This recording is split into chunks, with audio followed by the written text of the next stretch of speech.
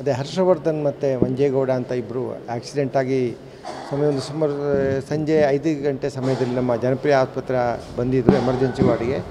ಆದರೆ ಇಬ್ಬರಿಗೂ ತೀವ್ರವಾಗಿ ಏಟಾಗಿತ್ತು, ತಲೆ, ಎದೆ ಮತ್ತು ಹೊಟ್ಟೆಗೆ. ಅದರಲ್ಲೂ ಕೂಡ ಹರ್ಷವರ್ಧನ್ ಏನು ರೋಗಿ ಇದ್ದಾರೆ, ಅವರಿಗೆ ತೀವ್ರವಾಗಿ ತಲೆಗೆ, ಎದೆಗೆ, ಹೊಟ್ಟೆಗೆ ಏಟಾಗಿತ್ತು.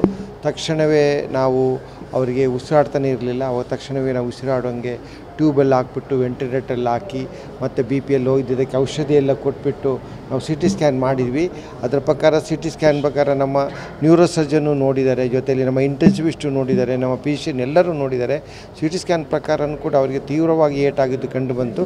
ಅದೇ ಇವಾಗ ಎಲ್ಲ ರೀತಿಯ ಚಿಕಿತ್ಸೆಯನ್ನು ನಾವು ಕೊಟ್ಟು, ಯಾವುದೇ ರೀತಿಯ ಶಸ್ತ್ರಚಿಕಿತ್ಸೆ ಮಾಡುವಂಥ ಯಾವುದೇ ಒಂದು ಏಟು ಇರಲಿಲ್ಲ. ಆದರೆ ತಲೆಗೆ ತುಂಬ ಏಟಾಗೋದ್ರಿಂದ ಅವ್ರಿಗೆ ತುಂಬ ತೊಂದರೆ ಆಗಿತ್ತು. ಆ ಮುಖಾಂತರ ಇಂಡೈರೆಕ್ಟ್ಲಿ ಅದು ಹಾರ್ಟು, ಹೃದಯಕ್ಕೆ ಅಲ್ಲಿಗೆ ಅದು ಸಮಸ್ಯೆ ಆಗಿಬಿಟ್ಟು ಕೆಲವೇ ಸಮಯಗಳ ಹಿಂದೆ ಅವರ ಹಾರ್ಟು ಕೂಡ ನಿಂತು ಅವರನ್ನು ನಾವು ಇವಾಗ ಅವರ ಡೆತ್ತನ್ನು ಕೂಡ ನಾವು ಈ ಟೈಮಲ್ಲಿ ಡಿಕ್ಲೇರ್ ಮಾಡಿದ್ದೀವಿ. ಎಷ್ಟೊತ್ತಿಗೆ ಇವಾಗ ಒಂದು 1/2 hour 45 minutes ಬ್ಯಾಕ್.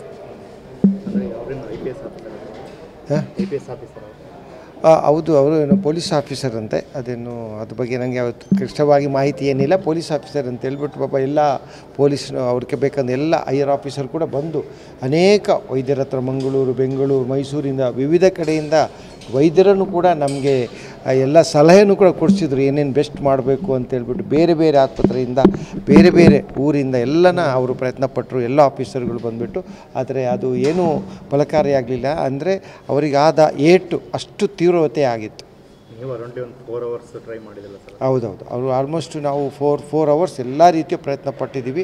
ಜೊತೆಯಲ್ಲಿ ಬೇರೆ ಬೇರೆ ವೈದ್ಯರುಗಳು ಮಂಗಳೂರಿಂದ, ಮೈಸೂರಿಂದ, ಬೆಂಗಳೂರಿನಿಂದ, ಈವನ್ ಡೆಲ್ಲಿಯಿಂದ ಕೂಡ ಅನೇಕ ವೈದ್ಯರುಗಳು ಫೋನ್ ಮಾಡಿದ್ದು ಮಾಹಿತಿ ತೊಗೊಂಡ್ರು, ರಿಪೋರ್ಟ್ ತೊಗೊಂಡ್ರು. ಅಂದರೆ ಏನು ಮಾಡಿದ್ವಿ, ಬೆಸ್ಟ್ ಏನು ಮಾಡಬೇಕು ನಾವು ಇಲ್ಲಿ ಮಾಡಿದ್ವಿ.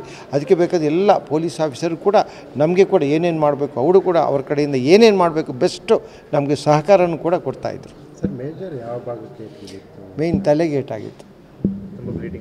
ಆ ತಲೆ ಒಳಗಡೆ ತುಂಬ ಅಲ್ಲಲ್ಲಿ ಮೆದುಳಿನ ಇಡೀ ಮೆದುಳಲ್ಲಿ ತುಂಬ ಅಲ್ಲಲ್ಲಿ ಏಟಾಗ್ಬಿಟ್ಟು ತೀವ್ರವಾದ ತಲೆಗೆ ಡಿಫ್ಯೂಸ್ ಆಕ್ಸಿನಲ್ ಡ್ಯಾಮೇಜ್ ಅಂತ ಏನು ಹೇಳ್ತೀವಿ, ಆ ಥರ ಅಲ್ಲಿ ಎಲ್ಲ ಕಡೆಯ ಮೆದುಳಿನ ಎಲ್ಲ ಭಾಗದಲ್ಲೂ ಕೂಡ ಏಟಾಗಿತ್ತು.